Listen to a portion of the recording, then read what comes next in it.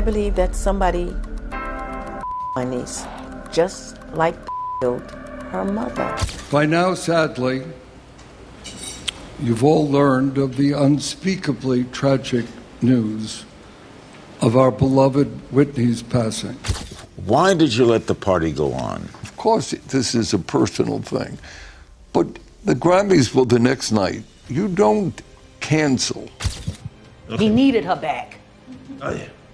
He needed her back. But he needed her back and under his control. Whitney Houston was an icon, but was her death as innocent as we were led to believe? Or was it a carefully orchestrated tragedy designed to silence her forever? Whitney's own sister is stepping forward, confronting Clive Davis with chilling new evidence. Whitney Houston's body told anybody, upon looking at it, that it was foul play. Okay, don't get it twisted, no. Could this finally be the proof that brings the truth to light? That's it.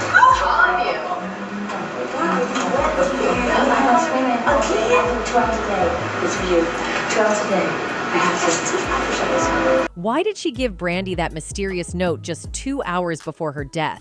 And why did Clive Davis panic when Diddy allegedly snitched on him for covering up Whitney's death? Why did you let the party go on? Of course, this is a personal thing, but the Grammys were the next night. You don't cancel. Whitney Houston's death shocked the world. Found lifeless in a Beverly Hilton bathtub just hours before Clive Davis's pre-Grammy party, her passing was officially ruled as an accidental drowning. But for those who knew Whitney best, the official story never made sense. I counted at least 10 gashes in her chest alone. Leola Brown, Whitney Houston's sister-in-law, has been outspoken about her belief that Whitney was unalived. And now, years later, she claims to have new evidence that implicates none other than Clive Davis himself. But she's not the only one pointing fingers. You want to know what Clive Davis did for Whitney Houston? He needed her back. Oh, yeah. He needed her back. But he needed her back and under his control. What really happened in that hotel room on February 11th, 2012? What did Clive Davis know? And what role did Ray J play in Whitney's final hours? February 11th, 2012. Whitney Houston is found dead in her hotel room at the Beverly Hilton Hotel. According to official reports, she drowned accidentally after a night of heavy drinking and drug use. But for her family, the details of that night never added up. Whitney Houston's body told anybody, upon looking at it, that it was foul play. Okay, don't get it twisted, no. I counted at least 10 gashes in her chest alone. Leola's suspicions were echoed by many of Whitney's close friends and colleagues, including singer Jaguar Wright. Jaguar Wright claims that Whitney's death was no accident. According to her, Whitney had discovered that millions of dollars were missing from her earnings and was planning to leave Clive Davis's record label.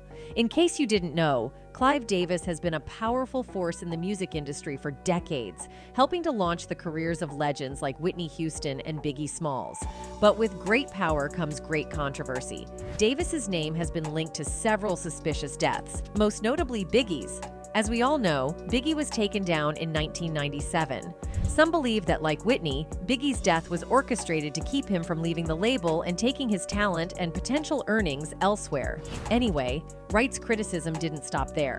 She explicitly called out Clive Davis, the renowned music executive closely associated with Houston's career, accusing him of exploiting the singer's talent and struggles for personal gain. Including Clive Davis. Clive Davis. This ain't a film to celebrate Whitney Houston. This is a film to, pay the piper. Referring to Davis's purported efforts to help Houston overcome her challenges prior to her death, Wright didn't mince her words. He needed her back. Oh, yeah. He needed her back. But he needed her back and under his control. Wright went on to highlight Davis's actions leading up to Houston's demise, including sending her on an international tour despite her ongoing struggles with substance abuse. But the most disturbing detail came just hours before Whitney's death, an encounter with singer Brandy that raised even more questions. Just 2 hours before she was found dead, Whitney Houston handed a mysterious note to Brandy during a press event. To this day, Brandy has never revealed what was written in that note, but many believe it holds the key to understanding what really happened that night. That's it. confront today with you. Tell today I have to. According to insiders, Whitney was planning to confront Clive Davis about missing funds and was worried about her safety. Could that note have been her final warning?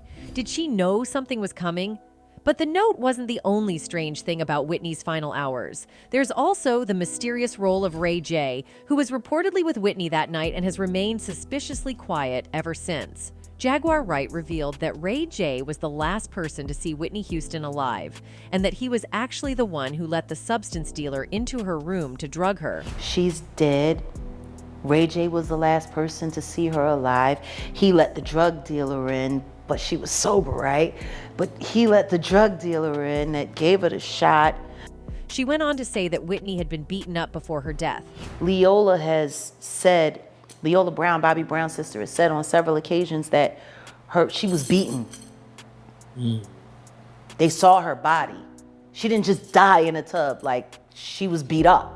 Although Jaguar doesn't mention who was responsible for beating up Whitney, all the fingers currently point towards Ray J. In fact, after learning that Houston's cocaine use was one of the causes of her death, the icon's ex-husband Bobby Brown's sister Leola reportedly claimed that Ray J knew someone who sold substances and accused him of providing substances to Whitney. Leola reportedly claimed that she witnessed Ray J leaving Houston's hotel room when her former sister-in-law died.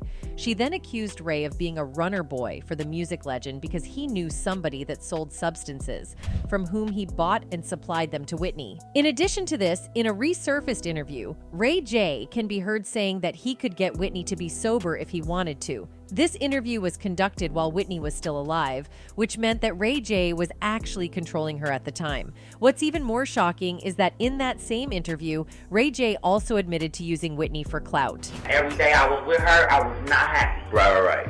Like, I was not happy. Right. It was the right thing to and do. I saw myself, like, I was like, yo, I'm on top of the world. Right. Look at all the people I'm shaking hands with right now. At this point, it is clear that Ray J did not care about Whitney and only used her to get his fame. Later on, when Whitney died, Ray J was seen at her funeral grabbing her casket and faking tears for fame and to catapult his career. In 2017, Ray expressed his regrets about what happened to Whitney and even confessed that he was to blame. Speaking to singer Stacey Francis during season of Celebrity Big Brother, Ray brought up the events from 2012, saying, "Stacey and we had a conversation about what happened with Whitney Houston before she passed. I never talk about it, but it was something I felt she wanted to talk about, and it was the right time, so we talked briefly about it, and I told them how I felt, how I blame myself on a lot of stuff." Ray also insisted that although several media outlets offered him millions to reveal secrets of the music icon's death, he turned down every single proposal. He said, "I had so many people calling me offering millions of dollars to have an interview. I was like, I don't need the money. It's not good money. That's just not right. My karma would be bad." In any case, despite the claims that Ray J might have actually been responsible for Whitney being on substances, we still cannot dismiss Clive's involvement in all this. In fact, recent revelations are now showing that Clive might have actually benefited more from Whitney's demise compared to when she was alive. You see, the world of music contracts is a labyrinthine maze, riddled with complexities that often escape public scrutiny. One chilling discovery buried deep within artists' contracts is the infamous death clause. This clandestine clause, also referred to as a non-performance or failure of performance clause, raises eyebrows due to its alarming implications. Think about this for a moment. When an artist signs his name on the dotted line to a record company, the record company will in many cases own all of the masters for the songs recorded under that contract. And when an artist signs to a major label, it's safe to say that their death is in many ways factored into the initial investment. And in many ways, after an artist has peaked in popularity, there becomes an awkward point in their career where the artist is worth more to them dead than alive. The death clause is a part of music contracts that allows record labels to continue making money from an artist, even after their death. This clause gives companies the right to claim not only their investment, but also a large portion of the artist's future earnings. Essentially, record labels can take out huge insurance policies on artists based on how much they expect the artist to earn. If the artist dies, the label becomes the beneficiary of the policy, meaning they get paid out, ensuring they don't lose money on their investment. The origins of the death clause date back to a time when the music industry was run by powerful, behind-the-scenes figures. The clause was designed to protect record labels financially, even if it meant profiting from an artist's death. If an artist was unable to meet their contractual obligations, whether because of illness or death, the label could still make money from them, often even more than when the artist was alive. Over the years, this clause has evolved, becoming more discreet but still just as effective. In the past, these insurance policies were worth thousands, but today they can be valued in the millions or even billions. Record labels invest heavily in their artists, and these insurance policies act as a backup in case an artist can't continue working. Recently, people have started questioning how involved music moguls like Clive Davis might have been with the death clause. As someone who helped launch the careers of many famous artists, including Whitney Houston, rumors have circulated about whether he or others benefited financially from tragic situations. One person who spoke about this is avant-garde musician Diamanda Gallas. Days after Houston's tragic demise, Gallas took to her Facebook page calling the record executive a colossal pig. According to Gallas, Houston should have been allowed to study for a minimum of 2 years with a voice therapist or teacher before even rehearsing, let alone performing on stage. In the entry, she claimed that the singer was put back on stage before she was ready to perform by Davis. Gallas wrote that Houston was ill-prepared to perform, writing, "What was she put on stage as? A lesson that substances kill? Hey, want to see a crack hoe sing?" Courtesy of Clive Davis. Wow, man, that will be some freaky-ish, right? You bet, man. Gallas didn't stop there, claiming that Davis could now, quote-unquote, package her death in frills and sell it big time, even during the nadir of record sales. She even went so far as to claim to foresee what the 79-year-old record industry vet would say in response. And Clive and Sony will say, even though we do not hope to even break even with this uncompromising tribute to Whitney Houston, we feel personally that it is her due as the foremost singer ever on our labels, and as the lovely girl she always was to us. At the time, a spokesman for Davis responded by saying, "While Miss Gallas is entitled to her uninformed opinion, her Facebook post is wholly inaccurate and offensive. Clive Davis cherished Whitney and shares a mutual love for the Houston family. It is absolutely outrageous for anyone to suggest that Mr. Davis ever had anything but Whitney's best interest at heart. If you think it's only Gallas making these insinuations, you'd be wrong." Gallas's comments were echoed by Jaguar Wright in a recent interview where she claimed that Davis knew he needed Whitney back under his control, and that's why he was forcing her to have a comeback. He needed her back. Oh, yeah. He needed her back, but he needed her back and under his control. For context, Clive orchestrated Whitney's comeback in 2009 after years of substance AB and a messy relationship, which ended in a messy divorce. Her debut album, I Look to You, sold 304,000 copies in its first 7 days on the market, sending Houston back to the top of the charts and giving her the best debut week of her career. Houston still stands for the best of songwriting, the best of singing, and we know the public wants it, Clive said in 2009. There is a song on this album which is called I Didn't Know My Own Strength, and it really speaks for Whitney. She tumbled, but she didn't crumble. In any case, Whitney did not release anything after that since her voice had been ruined due to substance AB, much to Clive's disappointment.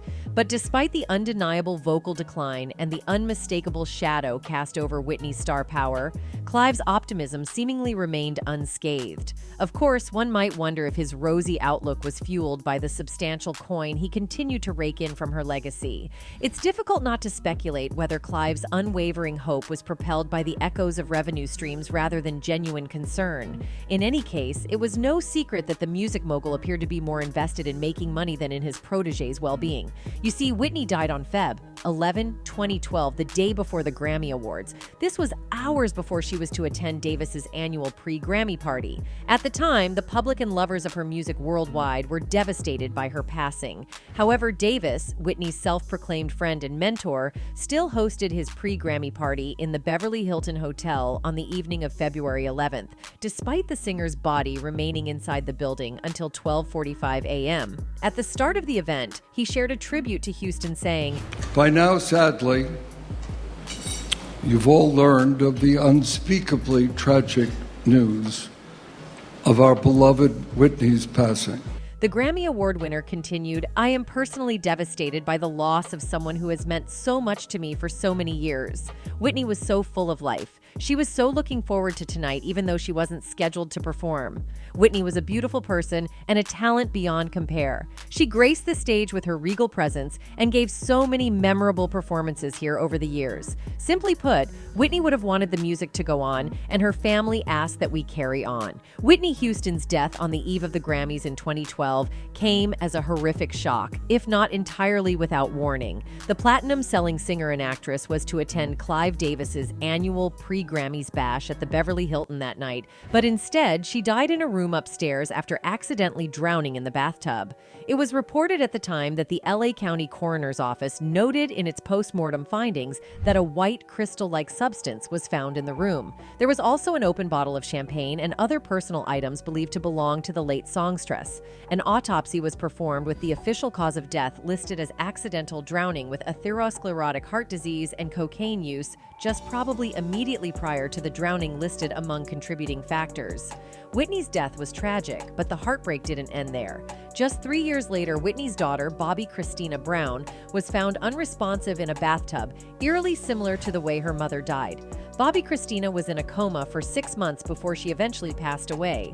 Her death sparked even more conspiracy theories, particularly from her aunt, Leola Brown. That somebody killed my niece, just like they killed her mother.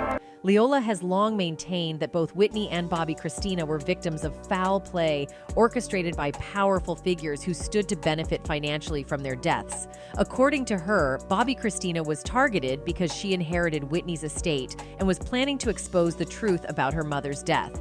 You see, Bobby Christina Brown, who was born in 1993, was the daughter of two music icons, Whitney Houston and Bobby Brown.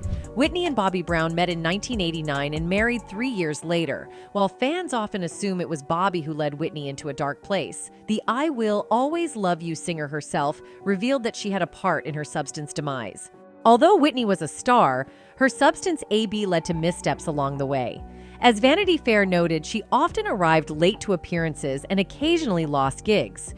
In 2009, she opened up to Oprah Winfrey about her substance addiction. She had been to rehab twice at that point, once in 2004 and again in 2005, and would give sobriety another shot in 2011. You're just sitting there and you just watch TV and you go, that's bad. She went on to add, "We weren't buying $20 jumbos. We were paying money. We were buying kilos and ounces and ounces. We would have our stash." Anyway, in the wake of Bobby Christina's death, stories began to circulate on what exactly caused her tragic demise. Her estate filed a wrongful death suit against her boyfriend, Nick Gordon, claiming that he had beaten her and given her a toxic cocktail. Christina's father, Bobby Brown, was also convinced that Gordon had something to do with his daughter's death.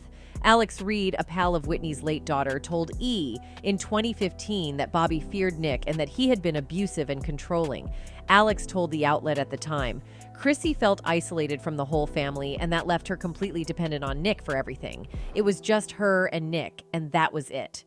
Autopsy results, which had been sealed for a year until a local news station petitioned to have them made public, were revealed in March 2016, and they indicated that Bobby Christina died from a lethal combination of drowning and drug intoxication. Marijuana, alcohol, a cocaine byproduct, morphine, and anxiety medication were found in her system.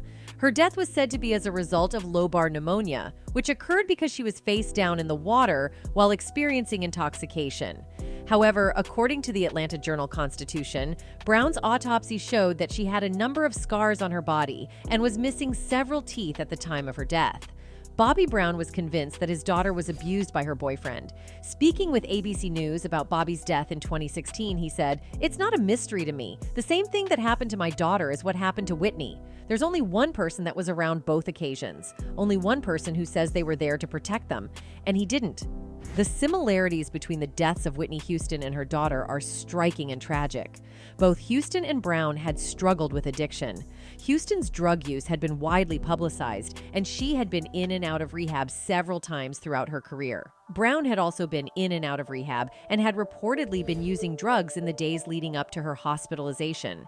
Both women were talented and successful, but their addiction struggles ultimately led to their untimely deaths. Another disturbing similarity in their deaths is that both were found unresponsive in bathtubs.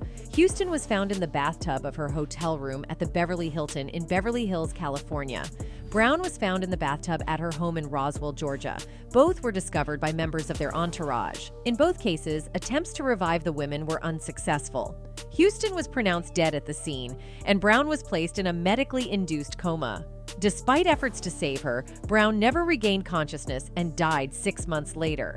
In any case, Whitney Houston and her daughter's sudden departure sent shockwaves across the globe, prompting an outpouring of grief from fans and colleagues alike.